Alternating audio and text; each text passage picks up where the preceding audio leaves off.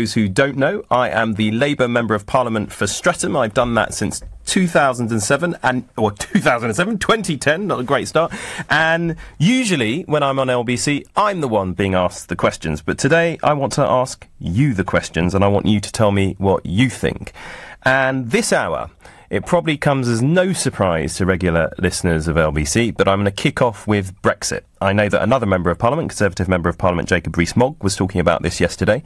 I want to know, 16 months on from that referendum that we had in 2016, now that we know many more facts, the negotiations have started, and you survey the scene, would you have changed your vote? Have you changed your mind?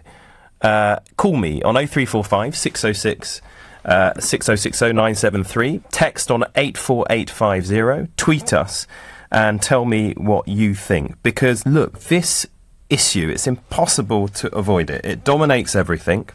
I think many of you know who are listening. I campaign passionately to remain in the European Union, and I represent my constituency of Streatham, scored the highest Remain vote in the UK, aside from Gibraltar.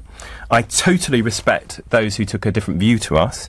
I think we're all patriots and we all want the best for our country, but obviously we were very divided on this issue nationally. Now, during that referendum, we were dealing with hypotheticals, but actually now we've got some facts. And it's true there were overblown claims, I think, made by both sides in that referendum, but the UK voted to leave, and that's the proposition that is now being tested, because that's the route we've chosen to follow, and the government is now pursuing it. And there are definitely things that are now emerging that people didn't know of at the time of the referendum. So now, for example, we know that there will be a big divorce bill that we're going to have to pay the European Union, which means that the £350 million extra per week, which was emblazoned on that big red bus that Boris Johnson, the Foreign Secretary, went around in during the referendum campaign, we know that that isn't going to be able to go to public services, the NHS, because we're going to have to pay this divorce bill. Many thought that Brexit would lead to a lot of the 3 million EU citizens who live in our country. Many thought it would lead to a lot of them departing, but some business sectors have said they will collapse if they all go, and our hospitals tell us that the nurses and doctors that come here from the EU, they're absolutely essential in keeping our NHS going. And of course we were also told that we're not going to, well, we were also told during the referendum that we could enjoy pretty much all of the same economic benefits we get as a member of the European Union after leaving, and the chief negotiator of the European Union has said that simply won't be possible. And of course now, aside from the facts, there is serious talk of there being no deal, of us not actually reaching any agreement with the European Union at all. Now, of course, during the referendum we were told that the EU, the Germans, the French, other EU countries would definitely agree to what we wanted and give us a deal, because the Germans were so keen to sell their cars to the UK, the Italians are so keen to sell Prosecco to us, and so on. Now, I think this whole thing is going to be a disaster, but perhaps you think differently. Call us 0345 6060 973 and tell me what you think. Another thing that I found quite curious, actually, particularly given he campaigned on a mantra of America first, is that we were told that other countries would make up for the lost business and trade that we otherwise would have done with the European Union once we leave, and America in particular would ride to our rescue with a trade deal, fantastic trade deal. And of course, when President Trump became the US president, he made noises about achieving a quick deal with the UK, who he saw as an increasingly important partner. But we've seen recently one of our companies, Bombardier, who produce aircraft, engines and the rest of it, they've been slapped with a 220% tariff by the Americans on some of the goods that they wish to sell, because the Americans don't like the fact that they have reached a arrangement with Canada and selling their planes to Canada, so they've slapped us with a 220% tariff. So it doesn't look like the Americans will come to our aid if we have serious economic problems and are not able to trade in the way that we wanted after we've left the European Union.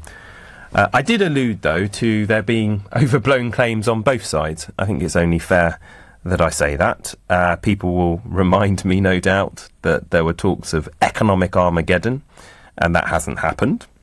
The former Prime Minister, Conservative Prime Minister David Cameron, he was characterised as suggesting that we would have World War III, possibly, and no longer have peace in Europe if we left the European Union. Clearly that hasn't happened, and OK, North Korea is posing a threat now, but I'm not sure that's related to Brexit.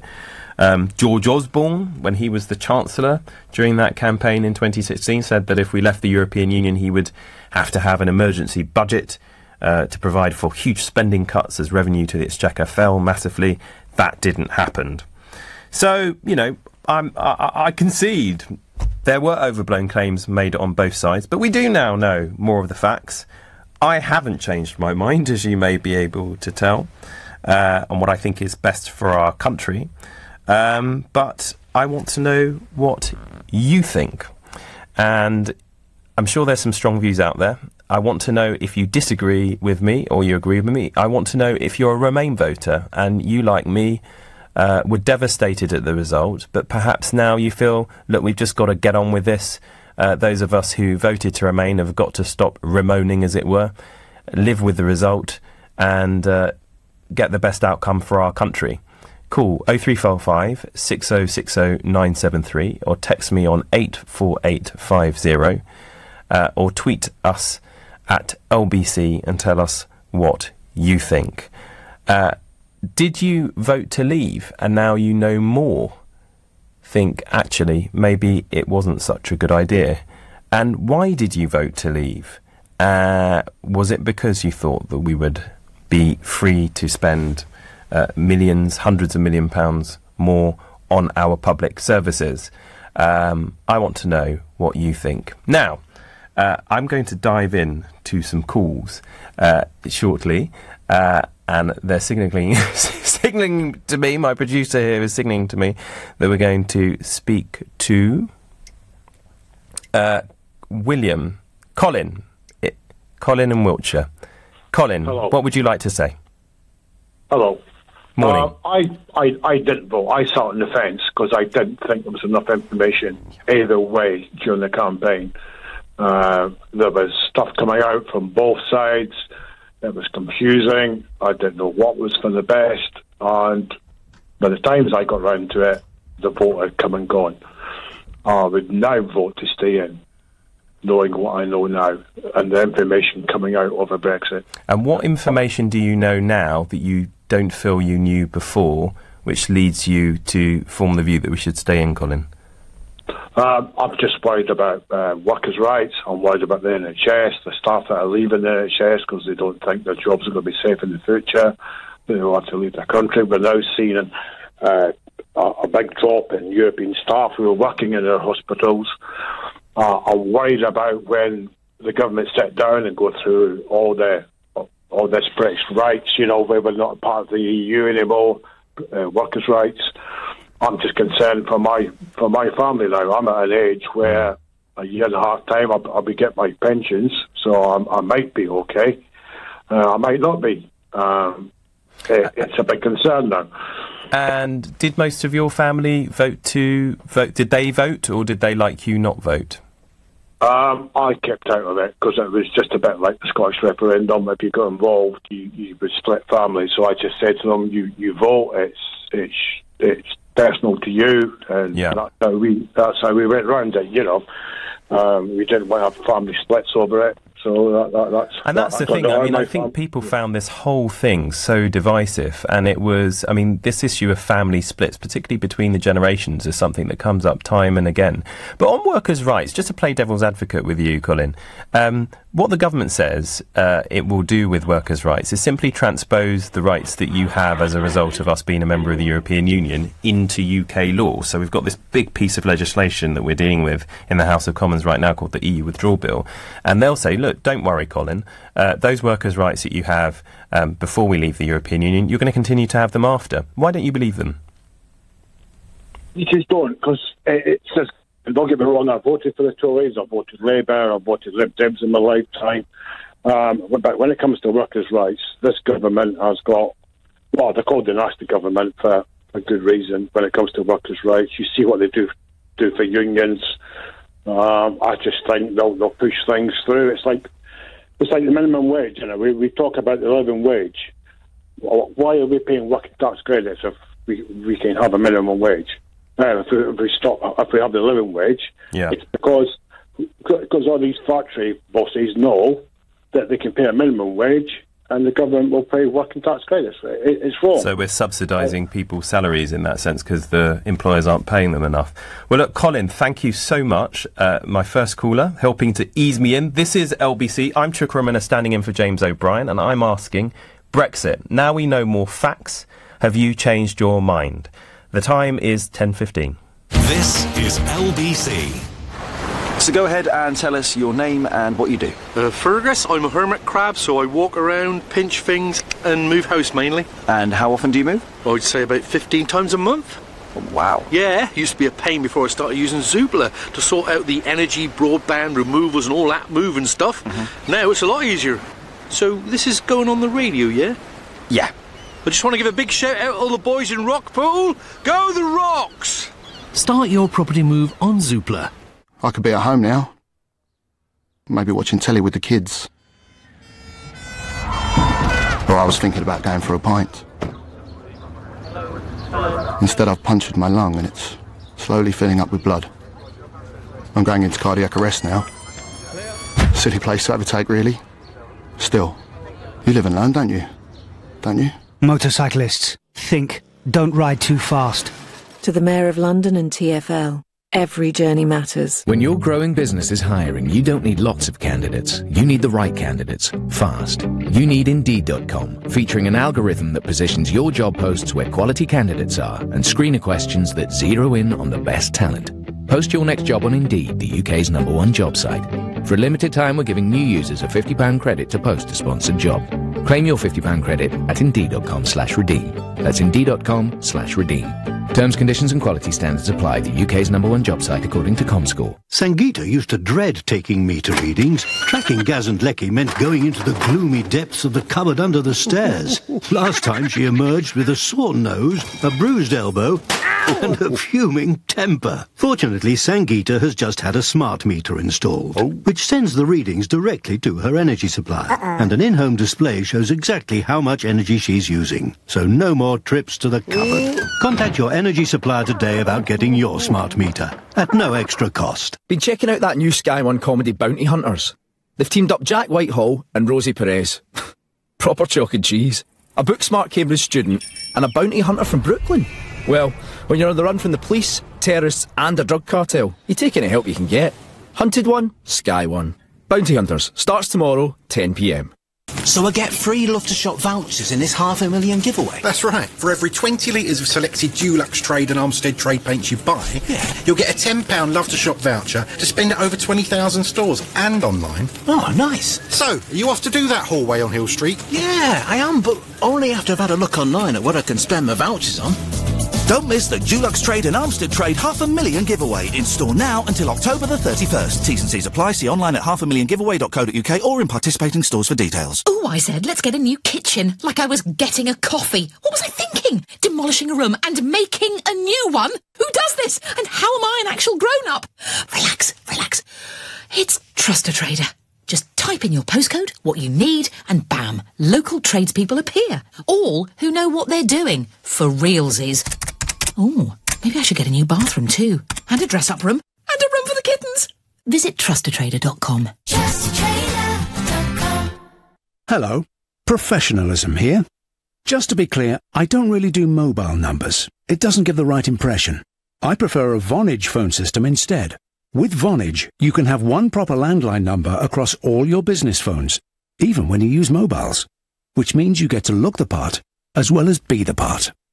Answer every opportunity with Vonage. Just visit vonage.co.uk or call 0203 435 8000. Terms and conditions apply. This is LBC with Chuka Umunna. Welcome back. It's 10:19. It's Chuka Umunna in for James O'Brien. And unsurprisingly to many of you, we are talking Brexit. And I'm asking, now we know more of the facts, the negotiation has started, have you changed your mind? Did you vote Remain and now you kind of think, let's just get on with this process and leave? Or did you vote Leave and now you're wondering whether that was actually the right thing for the country to do? Call me on 0345 6060 973, text me on 84850 or tweet me at LBC. John has texted in and said this to me. Chuka, I voted Leave and feel even more strongly now than a year ago. I run a small decorating business and to keep going, I am working for wages I earned 10 years ago, thanks to your party's insane open-door immigration policy and greedy middle-class homeowners who exploit the situation. All I hear about is the rights of EU citizens living here. Nobody gives a stuff about the rights of British workers to have a reasonable work-family life. That's from John. Thanks, John, for sharing your views, not pulling your punches there at all. Rochelle, tell me, what do you think? Good morning. Good morning. I voted Remain. I felt that I wasn't given enough information before that vote. Mm-hmm. Then I accepted, with difficulty, the result. Yep. Now, after many, many months, I feel that we should be given the chance, as the public, that's going to affect so many people and so many issues in our lives, that we should be given the chance to decide what kind of deal we're going to get, because it's not looking very good. And what happens if you don't like the deal on offer? Well, if it goes back to, if we have a referendum on the deal, giving the public the final say? Well, I'm not sure that it has to be a referendum. I think it's going to become a question of who we vote for. Right. So you see this being decided at a general election? I think it should have been originally. I think to have a referendum. With regard, my concern is the information that we were all given. I don't think it was honest. I thought the tone of the debate was unacceptable. And would you say that was on both sides, or is there anything any piece of dishonesty that stands out to you? Well, the NHS, the figure on the bus is one of the issues. With the NHS struggling, we know that there's not going to be funds for the NHS. Yeah. Everyone keeps saying it's going to be expensive. It is. And I'd just like to say that being part of in the EU is more than a trade deal. It's about many, many things. And what are the other things for you beyond the just our trade? relationships with Europe. They're our closest allies. We work closely with them. And the issue of immigration. Being used as a weapon, I feel. This country is based, it has a history of immigration. Yes. And I think it was just used in an unfair manner. Mm-hmm. And I think it's left sort of, the tone of the debate wasn't very... Well, look, impressive. I agree with you, and I actually put down an amendment to the Article 50 bill that started this whole process in the House of Commons in February, requiring the government to publish its plans to spend an extra £350 million extra per week on the NHS.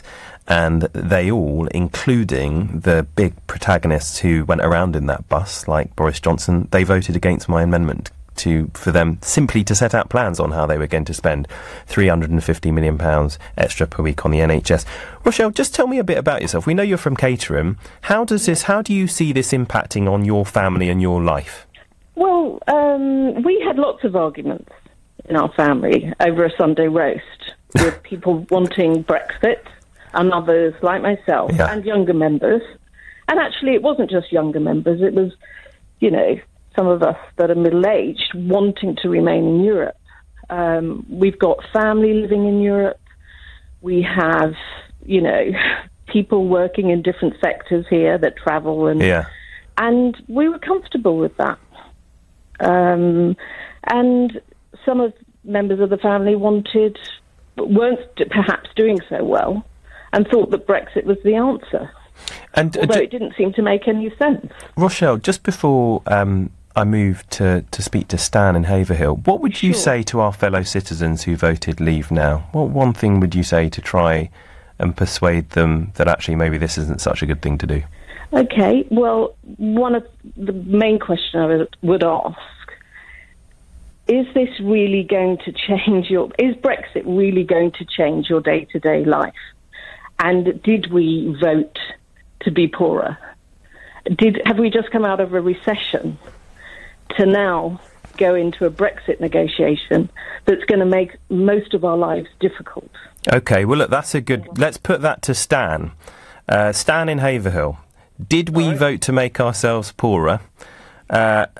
Why should we trigger another recession when we've just come out of one by leaving the European Union? Only yuppies say about, we've made ourselves poorer. Oh, dear. Oh. That's all I care about is money. How do you know Rochelle's a yuppie? Because the way, they just talk about money, money, money, money, money. They don't look at all the other ranges of aspects of why people voted Leave. Okay. Like you and me. Right, the EU is club. We're paying membership money to that club, yeah? That's right, yep. If we stop paying that membership money, we can spend it on the NHS and other things that we need to spend money on. Right, I'm not part of the Labour Party, and you are. Yep. It doesn't mean I couldn't work with you, does it? That's right. So why can't we say, right, OK, EU, we don't want to be part of your club, but we still want to work with you? Yep. So how does that work? How wouldn't that work?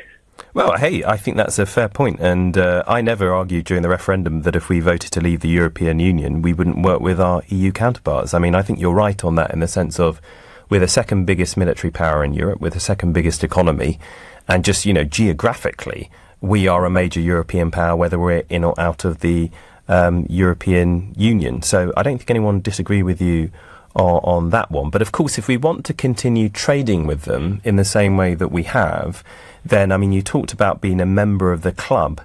To get the benefits of being a member of the club, you have to pay a subscription fee. Otherwise, why would anybody join the club if you can't get special benefits? And I suppose the question is, how can we get those special benefits, not being in the club or not paying the subscription fee? Well, can I ask you, right, do you know Germany, with 30% of their car industry? Can you seriously say, oh no, we don't like your money anymore, we want you to go spend your money on Fords and Mazdas and Mitsubishis and things like that because you've left this club and we don't like that, so we're going to, we want you to take your money elsewhere. They're going to work something out. They're not going to say, oh, we spend all this money, and they're not going to slap a tariff, and if they do, they want to drive themselves out of business and, lose jobs. I think the point is, though, I think you're right in the sense of I don't think you're going to get countries cutting off their nose to spite their face, as it were. But cars are not their only industry, and we aren't their only. We aren't. No, and Mark, sorry, Stan, it's a good example. But the point is that for us, the EU is our biggest customer. Almost 50% of our exports go to the EU, whereas Germany's got lots of other customers it does business with. I'm going to move on to Mark. No, hang on a sec. No, I'm not having that. Go on. Right. How come, like you say, Germany can export to other people, then why can't we? Well, what's stopping us? It's the EU. So why can't we just make trade deals with other countries and they say, right, you can't do that, that's against the rules. We can kick us out. Yeah, but but the point is, Stan, we can do that. We can trade with the European Union outside of it, but we will not be able to do so on the same basis that we do now. At the moment, we can do so tariff-free, so we don't have to pay extra charges that we do when we're buying and selling goods from other non-EU countries. We also have similar standards and rules as them as part of the single market, which makes doing business with them a whole lot easier. So that's the big difference that it makes being in the single market as opposed to being out of it, or being, and obviously by being in the European Union, we're part of the single market. So that's the point that I was making there. But I'm going to move on. Right? There's this thing. When we leave the EU, we'll be seen as a foreign official. Okay. But if they want access to the market, single market, they're going to have to give money for their services. But if we're seen as a foreign official, and this is EU law and British law, that is seen as a bribe, and that is illegal. And when it comes to the old immigration front, I agree with the chap who said it's Labour's fault, because your Tony Blair, all he wanted to do was rub the nose of diversity in the wing, of the right. And so Tony Blair has just destroyed this country with its uncontrollable immigration, because what this country used to do, it used to say, OK, we need 10,000 people in, we'll let them in, close the door, let them integrate. If we need a total of 10,000, we open the door, let them in, let them integrate. But with you and Merkel... I'm not sure... It probably doesn't surprise you. I'm not sure I agree with that, Stan.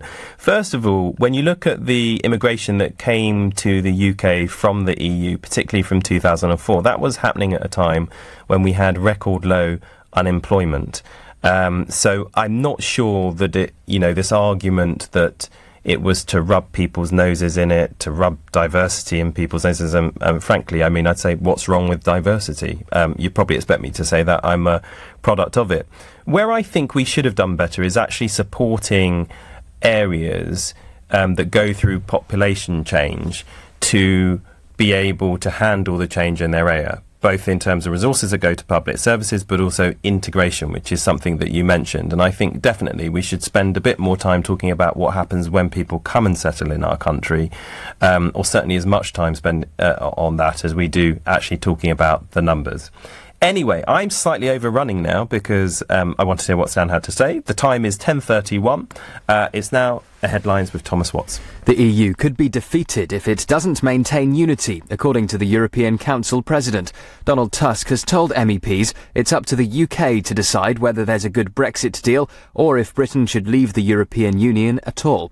It's reported a British man who's been fighting the Islamic State group in Syria has been killed. Jack Holmes from Bournemouth is thought to have died while clearing landmines in Raqqa, according to members of the Kurdish militia YPG.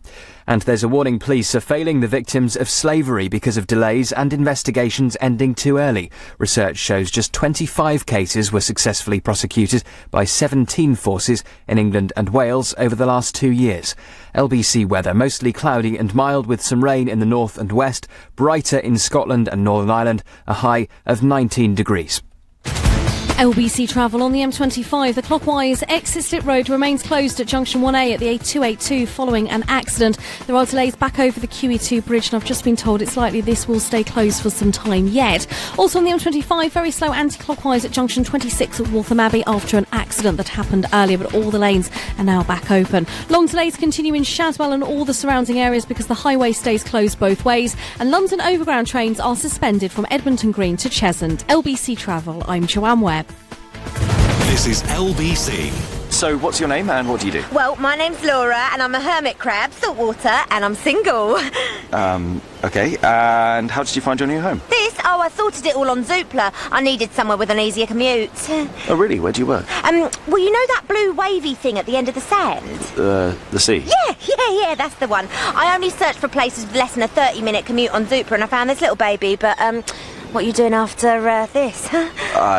Just work. Start your property search on Zoopla. At Oak Furnitureland, everyone knows our furniture is 100% solid hardwood. And it's also up to 50% off. But most importantly, it's 100% solid hardwood. Yes, but don't forget it's also up to 50% off. Don't miss Oak Furnitureland's amazing 2-day sale, where there's a fantastic range of 100% solid hardwood with up to 50% off.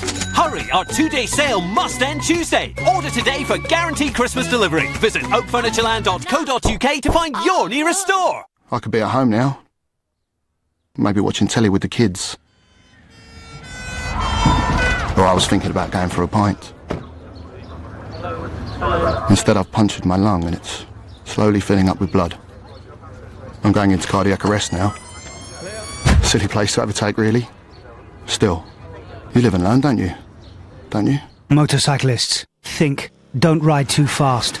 To the Mayor of London and TfL, every journey matters. Is your business structured in the correct way to manage your exposure to income tax, capital gains tax and inheritance tax?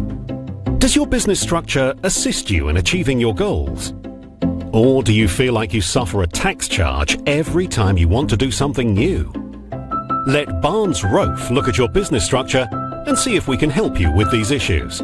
Visit barnesrofe.com. Barnes Rofe, clever accountants for business. So I get free Love to Shop vouchers in this $500,000 giveaway? That's right. For every 20 litres of selected Dulux Trade and Armstead Trade paints you buy, you'll get a £10 Love to Shop voucher to spend at over 20,000 stores and online. Oh, nice. So, are you off to do that hallway on Hill Street? Yeah, I am, but only after I've had a look online at what I can spend my vouchers on.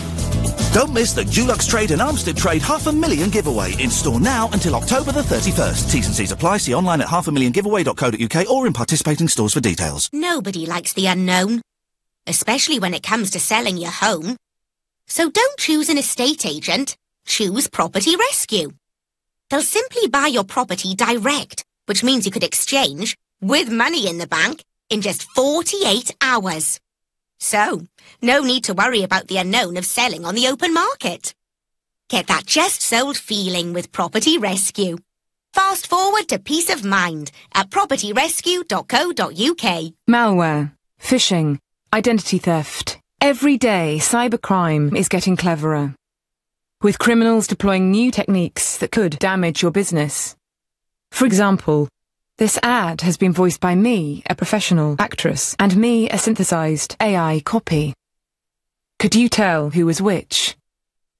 At Hiscox, it's this type of threat we make it our business to know. That's why our specialist business insurance helps you stay one step ahead of cybercrime. To find out more and to see what lines were real, go to hiscox.co.uk/one step ahead. Hiscox. Ever onwards. Chuka Umunna on LBC. Call 0345 6060 973. Good morning again. It's 10:36. I'm Chuka Umunna. I'm standing in for James O'Brien today.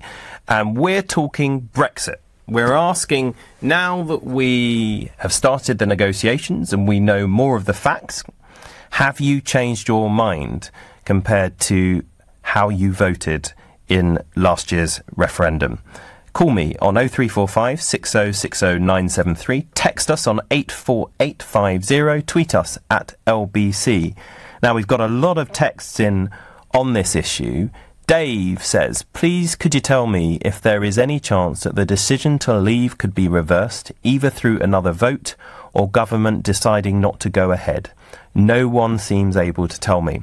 Well, Dave, legally, the view amongst many lawyers is that if the government wishes to stop the Article 50 process for whatever reason, it can do so, because what we have done is notified the European Union's Council, which is made up of the heads of government of EU members.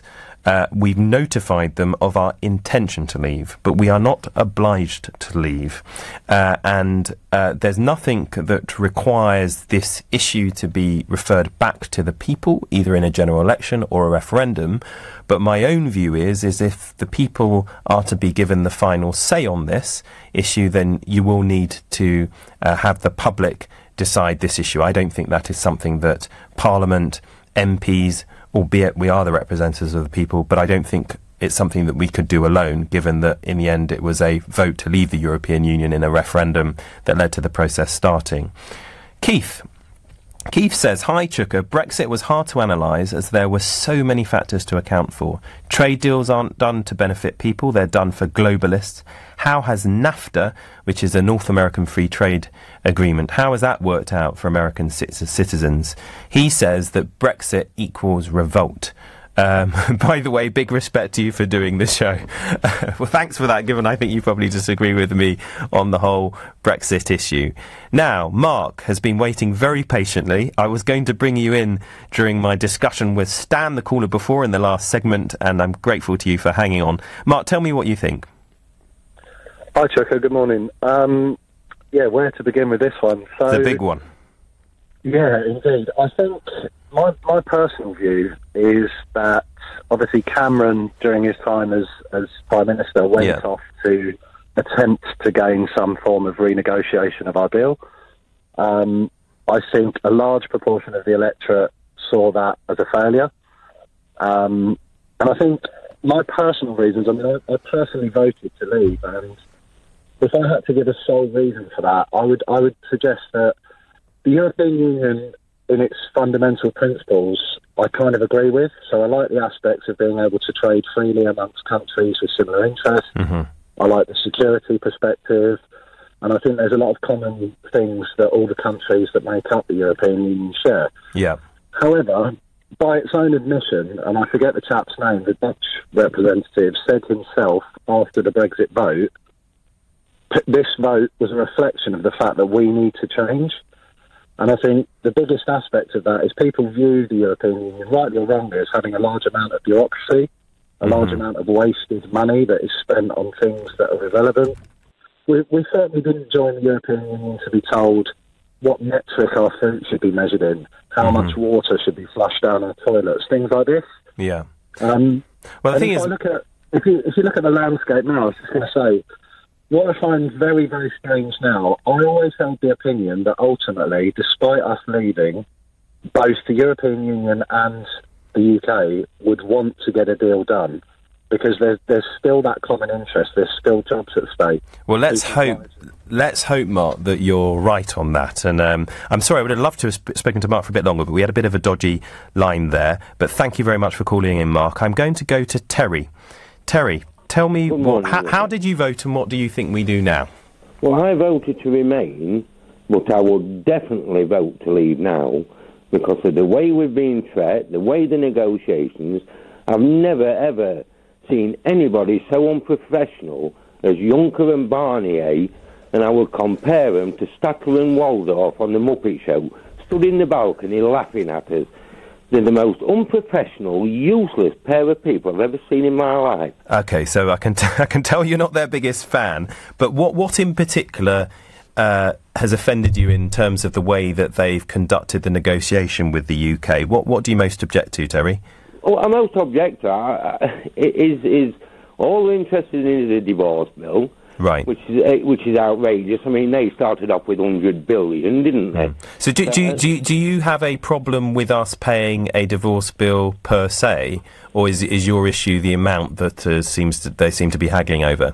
Well, I mean, I've been in business myself. We do agreements, so we honour agreements, and we're British, so we're British. We do stand up and honour our agreements. And you said, just out of interest, Terry, you said you're in business. What do you mind me asking what you do? Engineering, I was in. Engineering. But if you, I mean, take one of your clients, if you've agreed to, or one of your suppliers, if you've agreed to make ongoing payments to them in respect of goods that you buy from them, and then the agreement, you want to bring an end to the agreement, but you're in the process of buying supplies over a long period. Don't you need to kind of settle how that is decided and how much you owe before you stop your relationship with them? Well, of course you would, yeah. I mean, if you. But isn't that what Juncker and our EU counterparts are trying to do here? Well, they are, but it's the way they're doing it. And what is it about the way that they're doing it that you object to? I'm not totally clear on that. Well, I object to the total. They put figures out there without any support of those figures, without any just cause of why we owe that. So it's not it's the amount. They just don't come up with a figure that's realistic unless. But they haven't actually. But Terry, they haven't actually come up with a figure. They've been asking the UK to start off by providing a figure, but they haven't actually.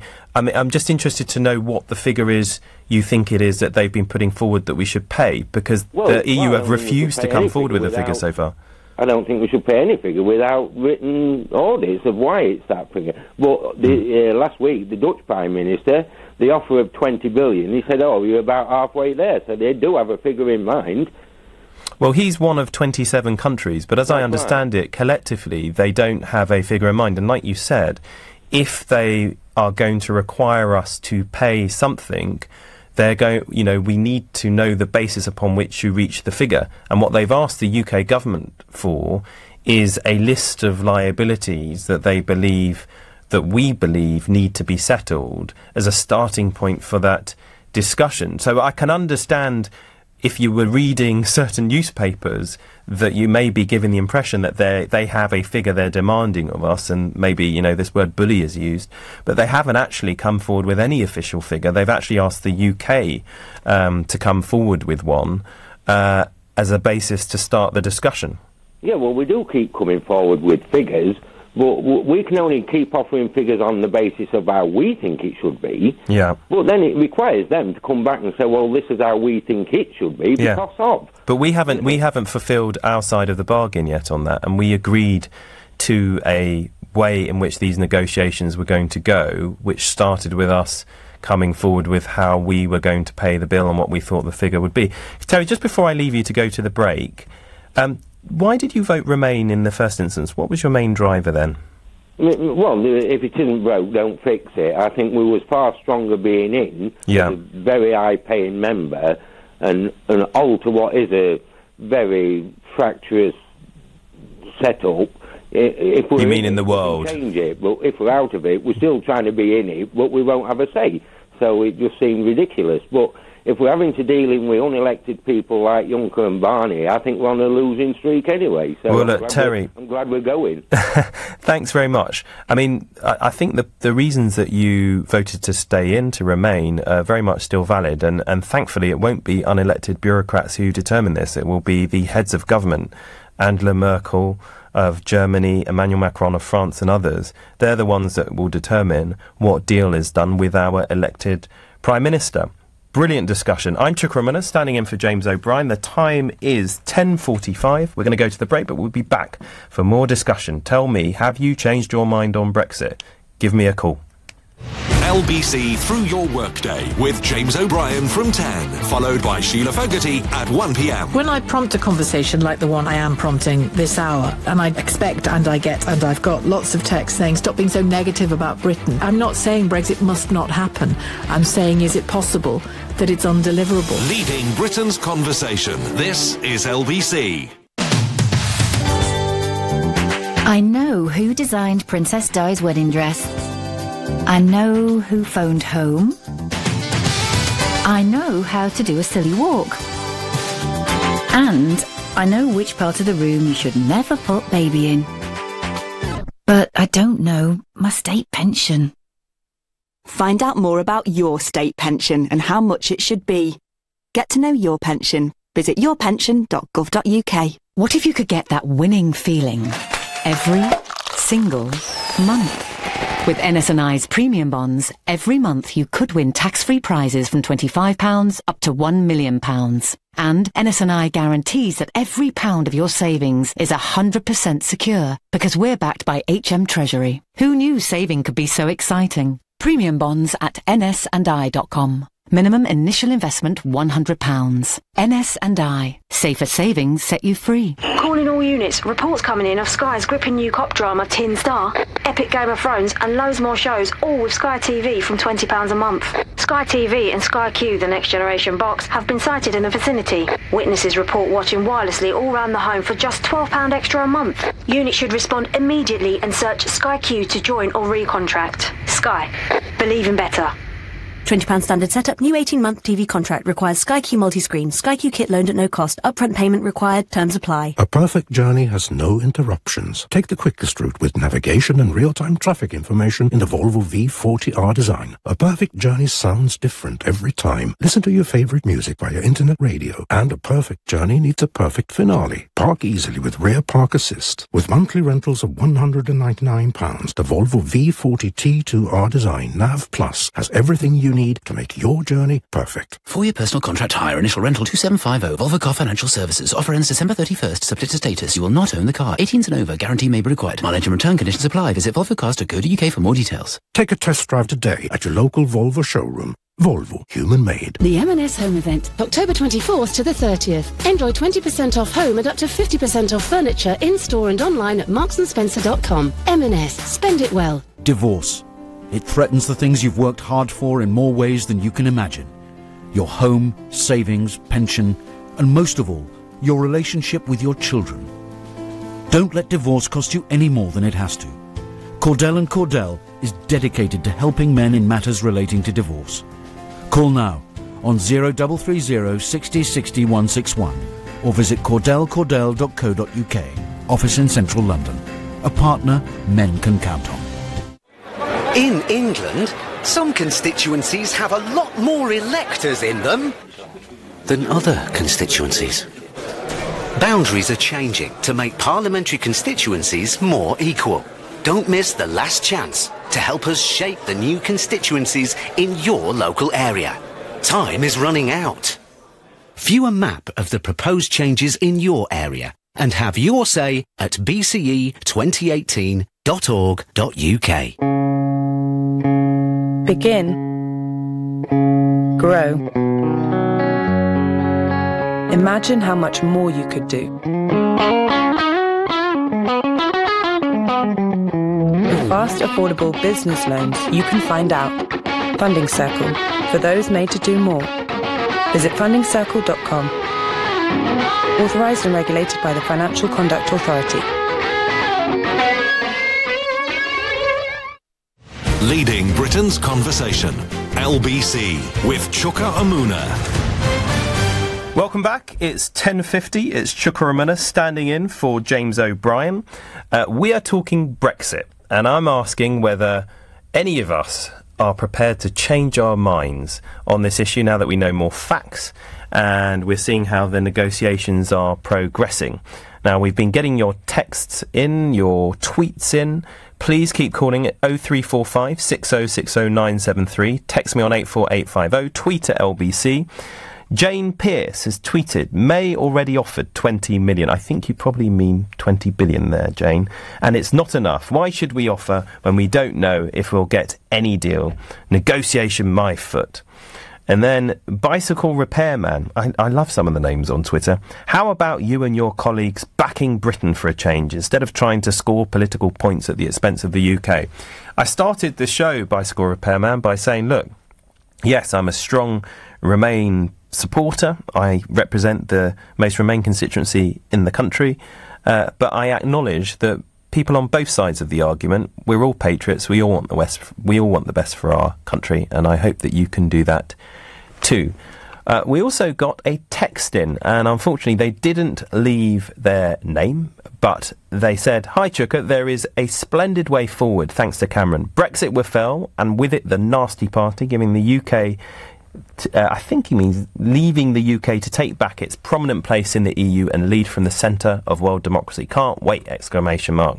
Oh, it's from James, and he says, P.S. As Dutch nationals living in Devon since 1979, we are still baffled not having been able to vote in the referendum and are very cross with the dirty play of misinformation by certain tabloid newspapers over many years. No wonder so many English British are disastrously misguided.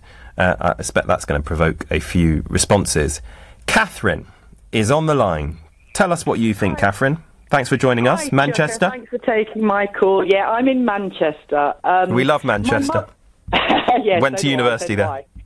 Oh, it's a great place. Great city. Great city. My mother's asked me to ring in on her behalf, Chuka. She's 83. Wow. She voted leave.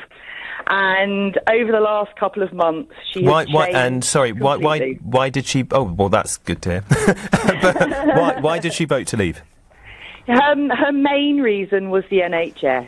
Now, she's a woman. She's a bright woman. So whatever anyone says about people being silly to believe buses and things, she's a very bright, intelligent woman. She's 83. She remembers life before the NHS when her mother, my mother had a sister, and when my grandmother had to choose which one she could afford to send to a doctor when they were ill. So the NHS is incredibly important to her, and she actually believed that coming out of the EU would give more money to the NHS. So she is very, very angry that Brexit is now seen to be costing us billions. Yeah. She feels angry and conned. She feels like she was lied to as well. She never wanted to leave the single market. She wanted to leave the EU but stay in the single market, which, as an intelligent woman, she knows we can. And now all this talk of no deal, she's very, very angry. Well, look, I don't blame her, Catherine. Look, I'm going to go to Mark, because Mark's calling from Lisbon in Portugal. and you were telling us about your parents too. Tell me, presumably, Mark, you were here during the referendum, but you are either on holiday or have moved to Lisbon. Tell us about your situation, and then tell me how your family's changed its mind on this. Hi, Chuka. Hi, Mark. I'm actually visiting my partner who's in Lisbon at the moment. Right. But I was in the UK during the referendum, and I voted Remain. Right. And I was devastated by the result. But my parents are Leave voters, and they voted Leave because they wanted democratic accountability. And I think that we shouldn't so easily dismiss that desire for democratic accountability, because if we do and we dismiss the referendum result, we're doubling down on that concern that people had. And I just, as much as I was devastated by the result, I don't feel that undermining the referendum result is, I think the consequences that will have for the UK and the EU are quite dire. Can I ask you a question, Mark, actually? And I totally agree with you in the sense that we can't dismiss those who voted to leave. I've never done so. And I'm very careful, actually, not to talk about people being, if you like, lied to or conned. Because although they may have been lied to or conned, they were entitled in good faith to believe what they were being told. And I think you've got to be really careful about the way you discuss these issues. But so you're still not thinking this is a good idea, but you think we get on and do it. Can I ask you something about, you said not dismissing the result of the referendum. What about if the people were given the final say on whatever deal is reached with the EU? So if people are given the final say, how could you thwart the will of the people if they were given the final say, as some people argue on this? Well, I think if we were given a say on the final deal, it's going to embolden those hardliners in Brussels who don't want the UK to leave. So why would it embolden them, though, if it was going back to the very people who said, look, we've had enough of this institution, we want out? Because they know that they don't have to then compromise or negotiate, because they can make the deal as punitive as possible, and we'll end up in a situation where people may then reject that deal, but then you've still got that significant portion of society, millions of people, who were told before the referendum by the elected Prime Minister that if you vote Leave, we leave. And so I think that the consequences then of people's trust in democracy, which people haven't really trusted democracy or politicians for a while. And so then if you strategically, I think, for Remainers, it makes sense to have that vote on the final deal. But in actual fact, I think it will make. But why doesn't it make possible? What I don't understand is, how can it make sense for the 16 million people who voted Remain to get a final say on the deal, but it doesn't make sense for those who, just by a small majority, the 17 million who voted to leave? Why doesn't it make sense to give them a vote on the deal? Well, like I said, I think that all it does, it opens up the door for us to remain in the EU, because Brussels will then see that second vote, and they've not exactly been very forthcoming in the negotiations so far. So even though I voted Remain, not been entirely impressed with the way the intransigence of the EU. Interesting. And with your parents, it was sovereignty that was the number one thing, was it? Democratic accountability, or were there other issues which drove their vote as well?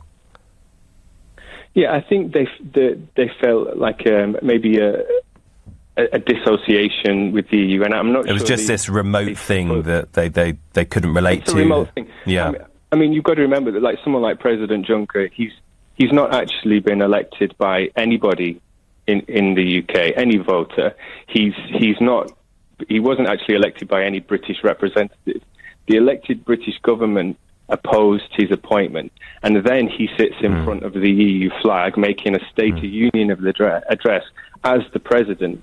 And then we've still got people saying, oh yeah, don't worry, the EU isn't what you think it is. It's not this ever closer union. And then you've got someone who we've not elected saying he's president in front of a flag, and I think it then reinforces that. Well, thank you so much for that, Mark. Of course, Juncker is the president of the Commission and is a grand civil servant. The people who ultimately will do this deal with us are the heads of government. Well, thank you, Mark, for calling in from Lisbon. This is Chuka Umunna, standing in for James O'Brien. That was a fantastic discussion on Brexit. Coming up over the next 2 hours, in the capital alone, more than 30 young people were murdered in the last 12 months, with an 18% rise in cases of youth violence. This is an issue that's blighted the community I grew up in and now represent in Parliament. How much longer can society stand by and watch this bloodshed on our streets? And do you think that lad culture has a lot to answer for when it comes to the allegations of harassment, sexual harassment we see? That's all coming up over the next 2 hours. FM, online, on your mobile and on digital radio. Leading Britain's conversation. This is LBC. From Global's newsroom at 11 o'clock, the EU could